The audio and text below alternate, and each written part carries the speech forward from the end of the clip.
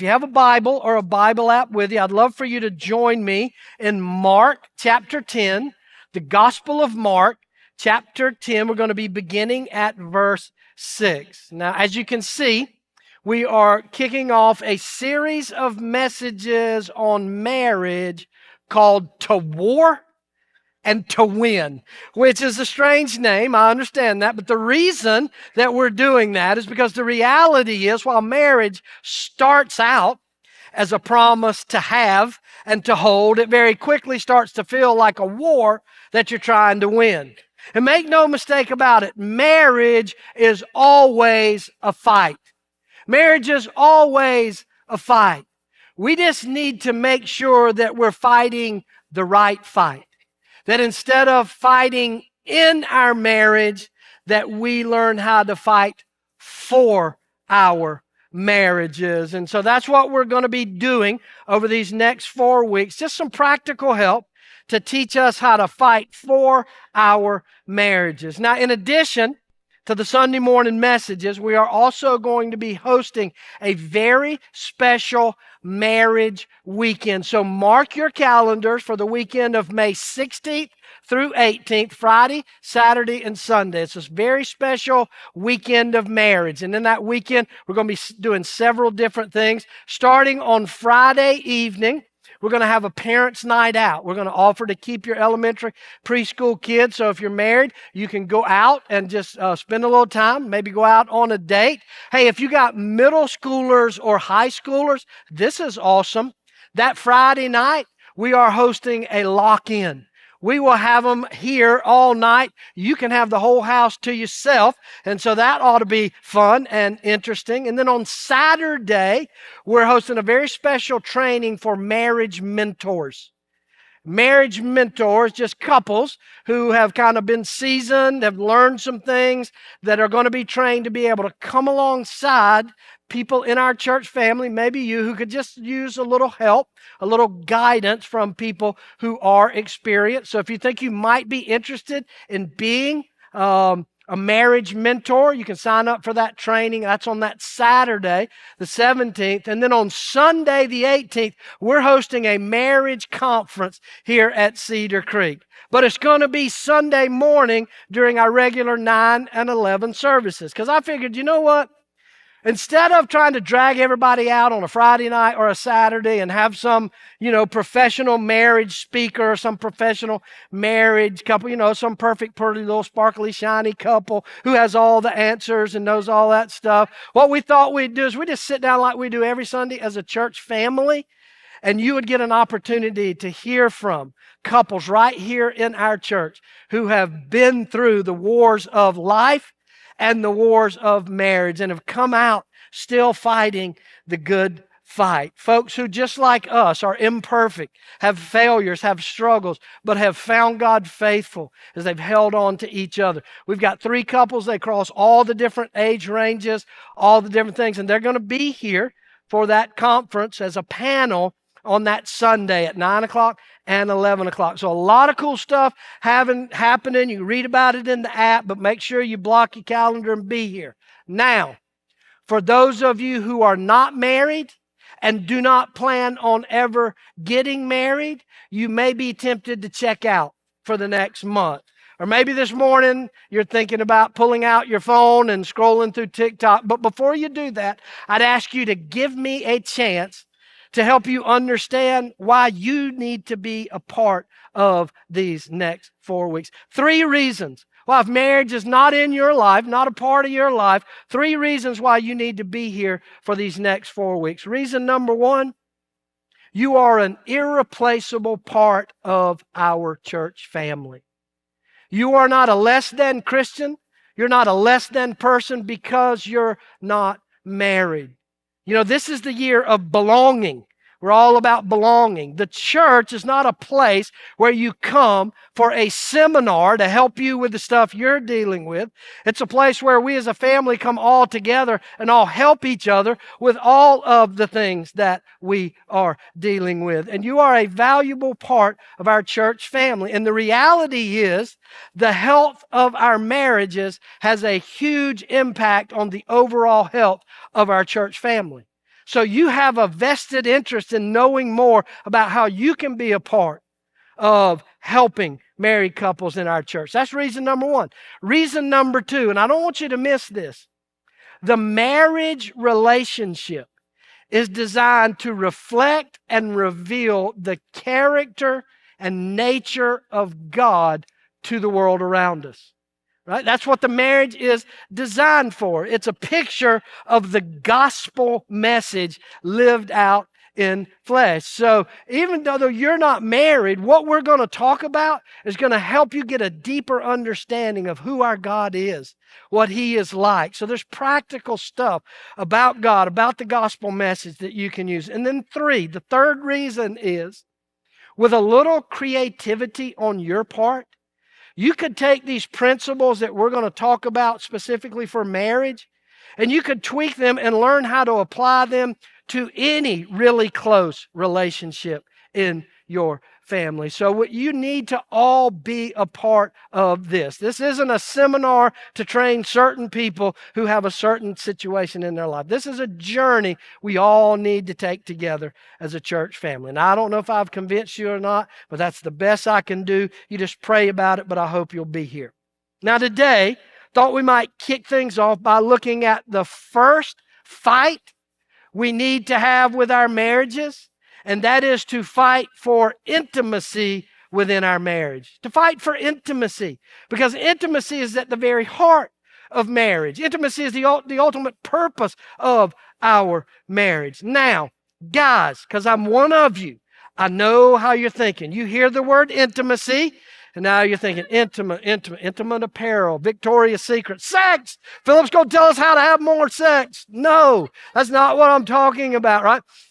The intimacy, physical intimacy, is just an outward expression of what should be deep, deep, true intimacy between two people, right? And if you just go for the cheap expression of it, it will never leave you fulfilled, right? It's counterfeit intimacy. Physical intimacy by itself, it's just counterfeit. That's why pornography and casual sex are not only truly not fulfilling and leave you empty in the long run, it also puts deep wounds on your very soul because you're settling for the counterfeit. I'm not talking about just the physical expression of intimacy. I'm talking about developing and fighting with all you have with your spouse for true intimacy with another human being.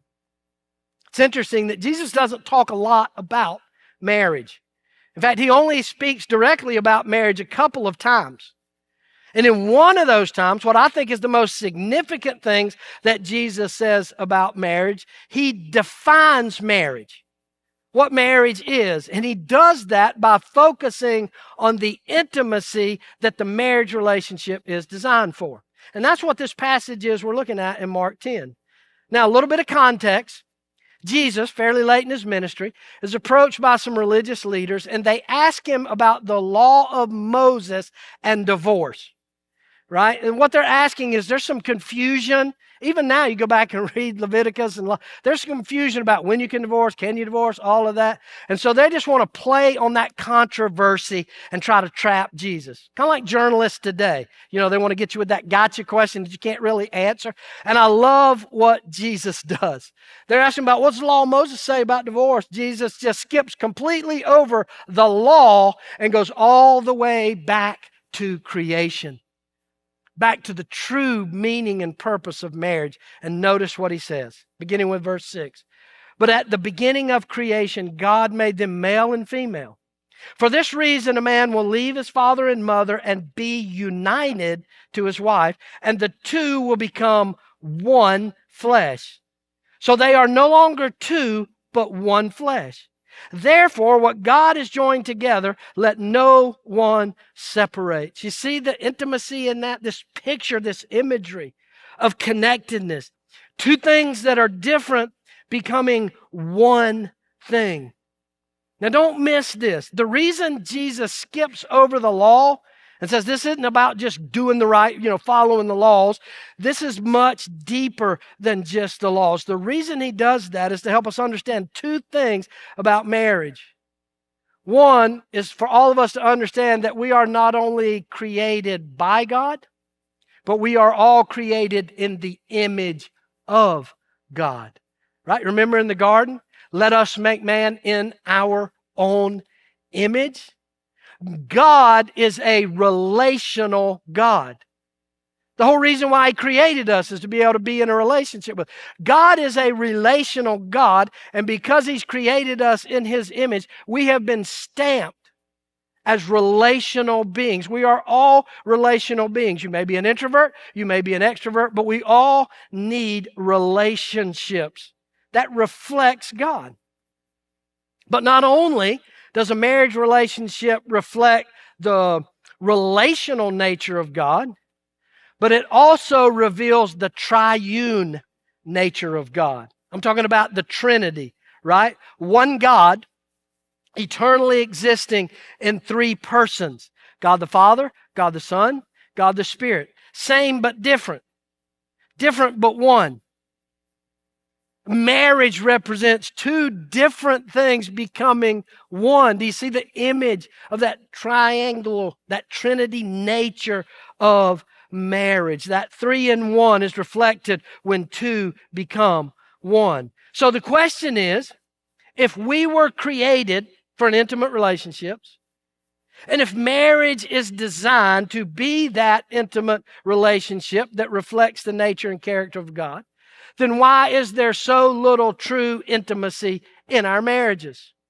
I mean, you know the stats as good as I do, right? 51% of all marriages end in divorce. And by the way, the number's the same inside the church as it is outside the church.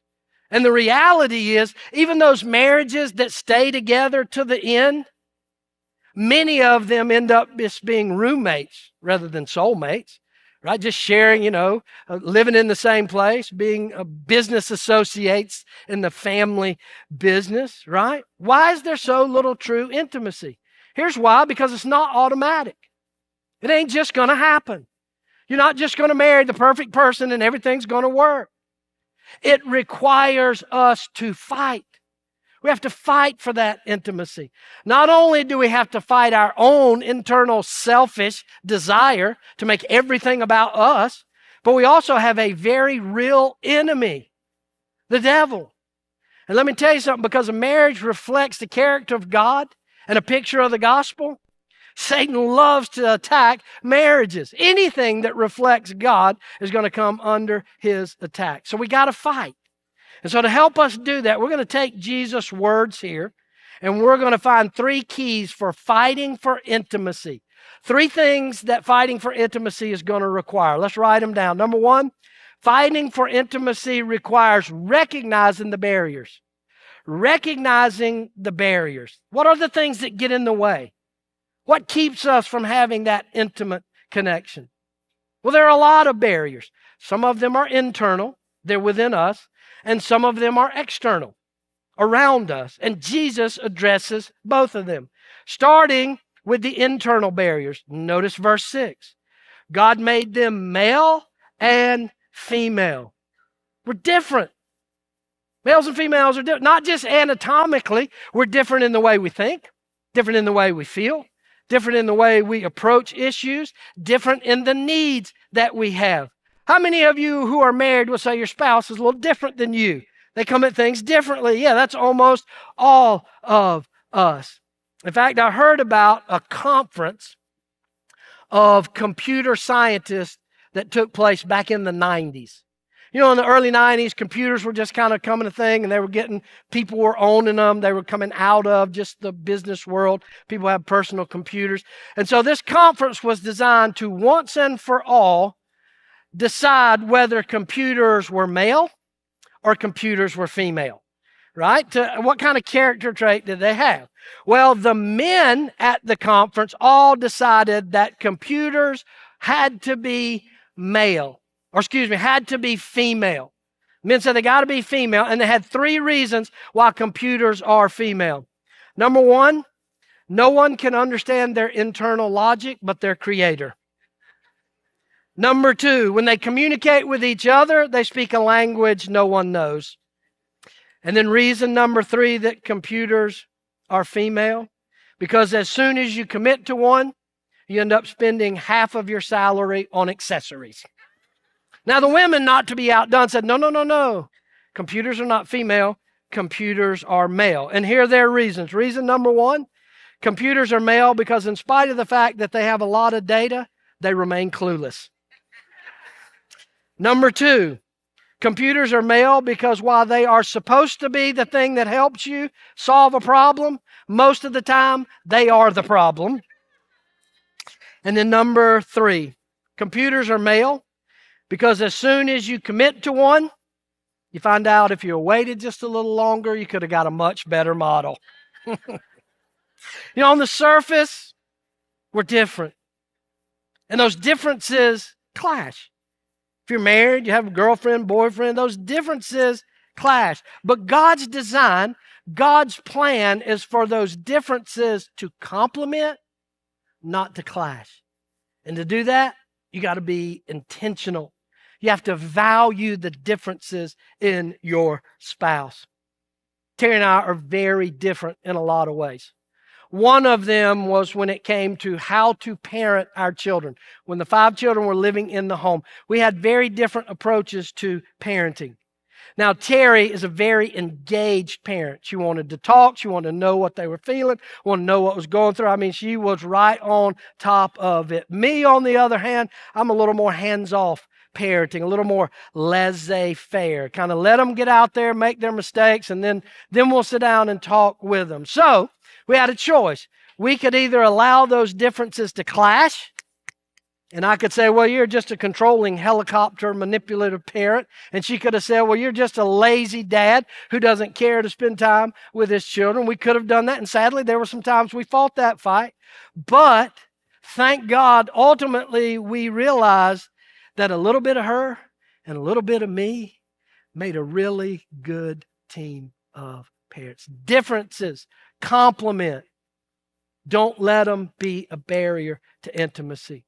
Now, not all barriers are internal. There are external barriers, and Jesus addresses those in the very next verse. Notice verse 7. It says, for this reason, a man will leave his father and mother and be united to his wife. In other words, marriage is designed to leave and to cleave. Right? That when you get married, you're not just an extension of the existing families that you came out of. You are a whole new family, equally valued, right? What's he saying? Leave and cleave. He's talking about prioritizing your marriage. You're not talking about breaking off all relationships with the in-laws, although some of you are thinking, I wish that he would. Oh my gosh, right? No, he's just saying, protect the priority of your marriage relationship because your marriage relationship trumps every other human relationship in your life. It trumps every relationship. One of the biggest barriers to intimacy in your marriage relationship is the other people you are in relationship with, right? All of us have had that experience, right? Where in-laws become outlaws, right? And you're like, oh my gosh, can I just tell you, that's a barrier. Ladies, when you fight with your spouse, every time you run to your dad, when you fight with your husband, that's a barrier to intimacy. And guys, every time you compare your wife to your mother, that is a barrier to intimacy, right? Another relationship that can be a barrier, kids. Kids are a gift from God. They're an important relationship if we've been given that blessing and gift. But your relationship with your children does not trump the importance of your relationship with your spouse. It's out of order, right? I mean, I have seen one of the most damaging things to intimacy in modern marriages today are kid-centric homes, where everything revolves around the kids' lives, their schedule, and all of a sudden they're the center of the world. And you think, well, isn't that what we do as loving parents? No. We have to prepare them for the reality of life. And the truth is, the world won't revolve around your kids when they leave your home. Don't set them up for failure. Yes, they're important, but don't allow them to trump your marriage. This is really interesting. If you look at divorce rates and in what years of a marriage does divorce more frequently happen, number one, the highest peak in divorce rate is between 7 and 10 years, early on, right? 7 to 10 years, honeymoon's over, tried to work it out, just gave up, wasn't worth fighting for. But what you may not realize is there is another spike in divorces in marriages between years 25 and 35. What happens? Kids grew up. Kids moved out. And now all of a sudden, two strangers sitting in the den looking at each other, and they have nothing in common because they prioritized the children and did not prioritize their marriage. Another external relationship that can jack up the intimacy in your marriage is your friends. Now, friends are great. She needs friends. He needs friends. Y'all need couple friends together. That's all great. But those friend relationships cannot become more important than your marriage. I don't know if you know this or not, but most affairs don't start as physical. They start as emotional affairs. An emotional affair where someone, a husband or a wife, begins to open up and share things to a friend at work or somebody, at the gym or whatever. All of a sudden, they're spilling out the intimacy of their heart with somebody who's not their spouse because well, she don't listen, he don't care. And so all of a sudden now, that has become a barrier to intimacy. Never, ever, ever share anything with a person of the opposite sex that you have not shared with your spouse. Don't talk about those things, right? With just a friend. That can be a barrier. We have to fight for intimacy in our marriage, and it begins with recognizing what the barriers are. Number two, the second thing that fighting for intimacy requires is sacrificially serving and honoring one another. Sacrificially serving and honoring one another. Right? Because if the ultimate purpose of marriage is to reflect and reveal the nature and character of God, then there's no better expression of that than sacrificial service. Love put into action.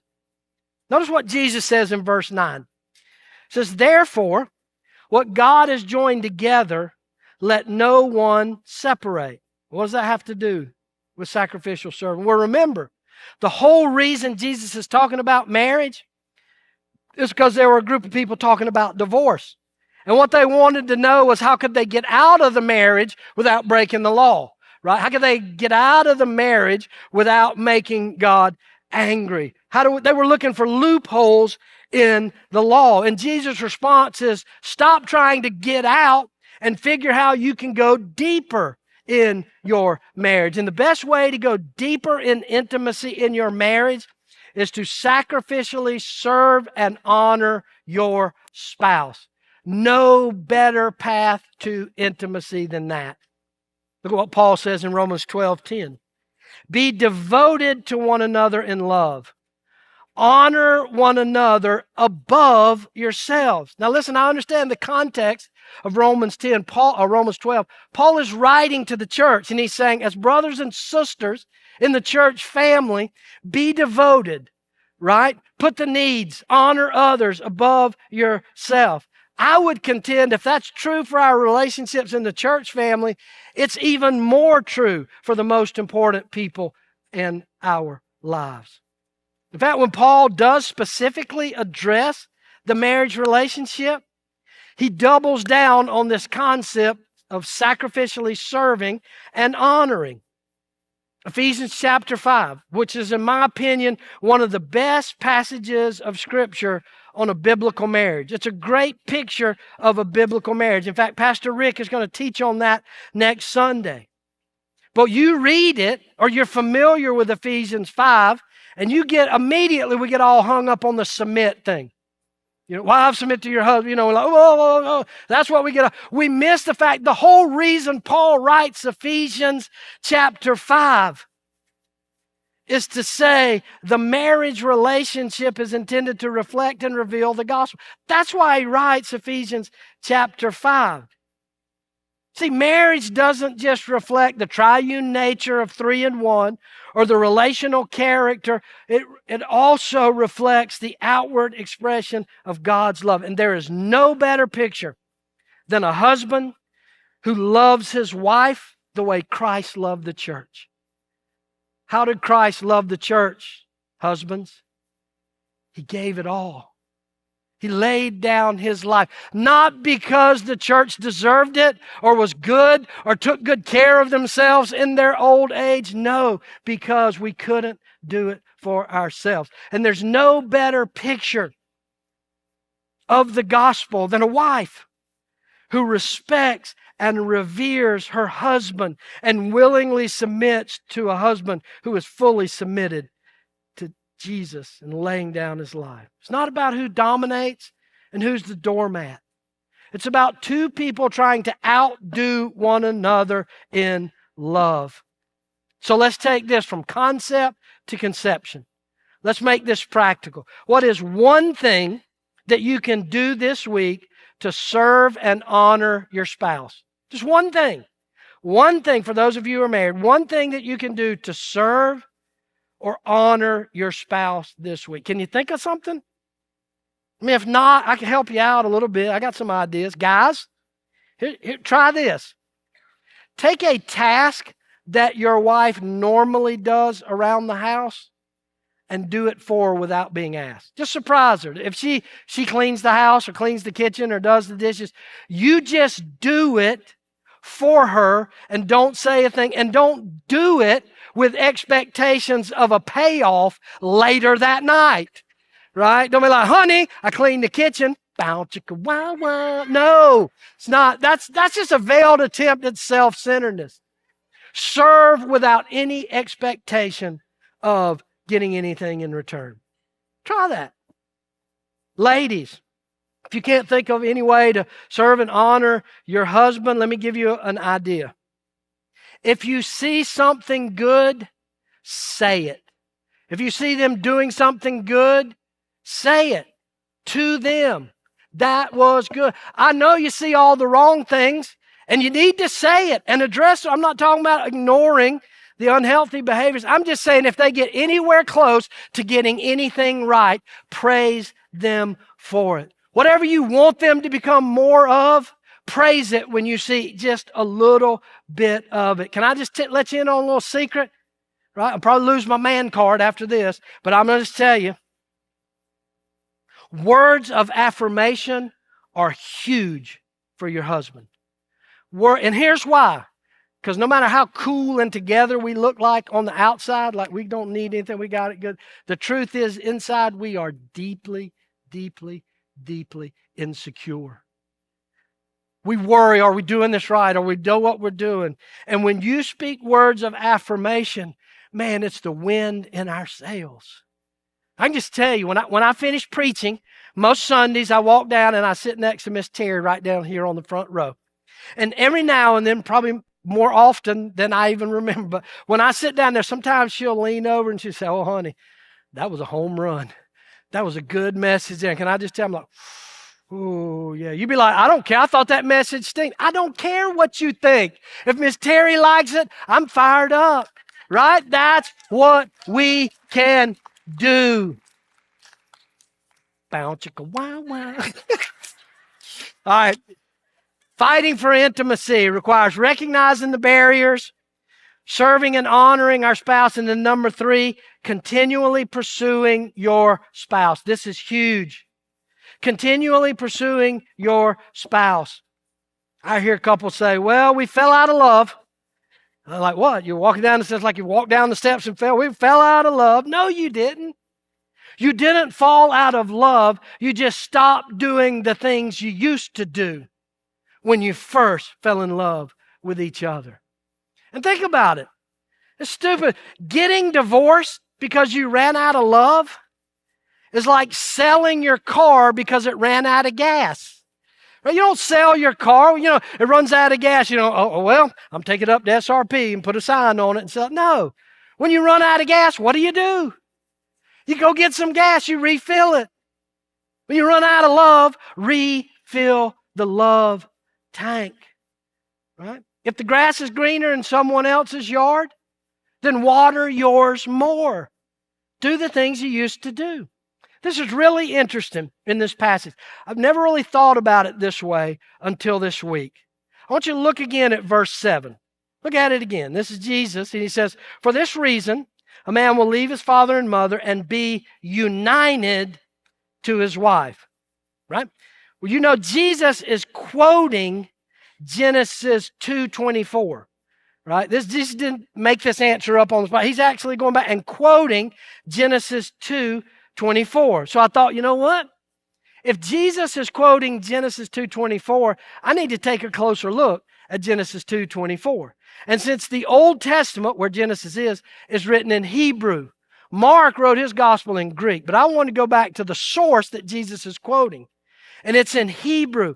And that word united, some of the older translations say cleave, right? That word is the Hebrew word dabak. Dabak.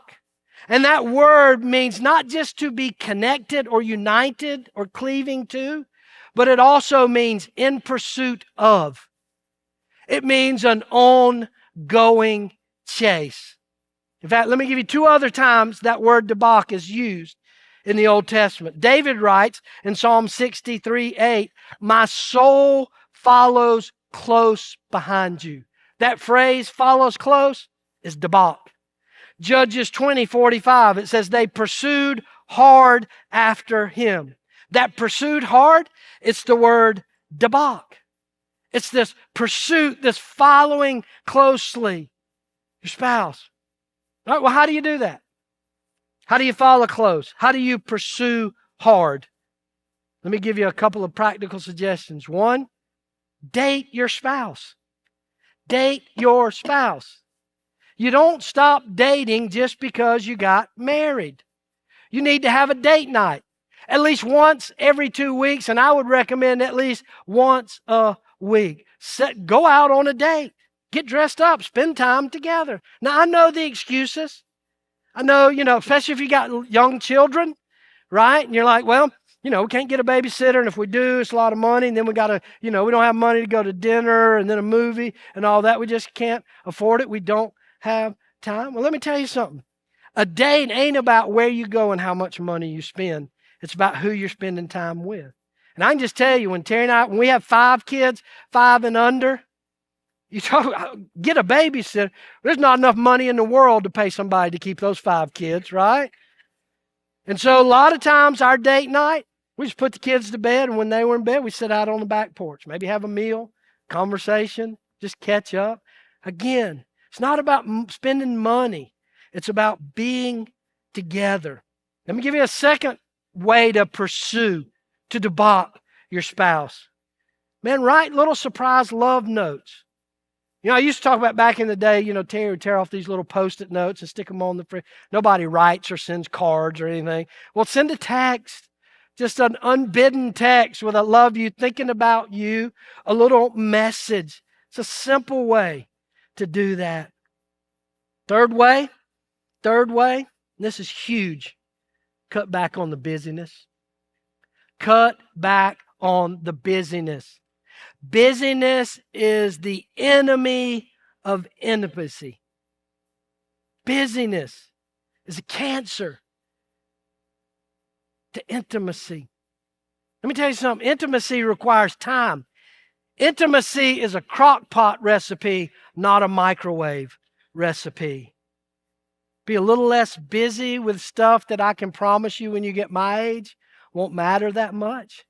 And invest some time in something that's going to matter more than you could ever imagine when you get to my age.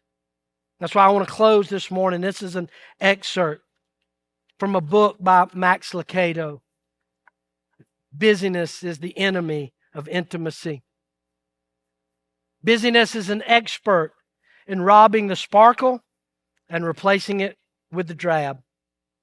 Busyness invented the yawn and put the hum in the ho-hum. The strategy of busyness is deceptive. With the passing of time, he infiltrates your heart with fatigue, and he covers the cross with dust, so you will be safely out of the reach of change. Busyness won't steal your marriage from you. He'll do something far worse. He'll paint it with a familiar coat of drab. He'll replace evening gowns with bathrobes, nights on the town with evenings in the recliner, and romance with routine. He'll scatter the dust of yesterday over the wedding pictures in the hallway until they become a distant memory of another couple in another place and another time. Hence, walks won't be taken, games will go unplayed, hearts will go unnurtured, opportunities for intimacy will go ignored, all because the poison of busyness has blinded your eyesight to the wonder of your spouse. Would you pray with me? Father, I thank you for every person that's a part of this church family today.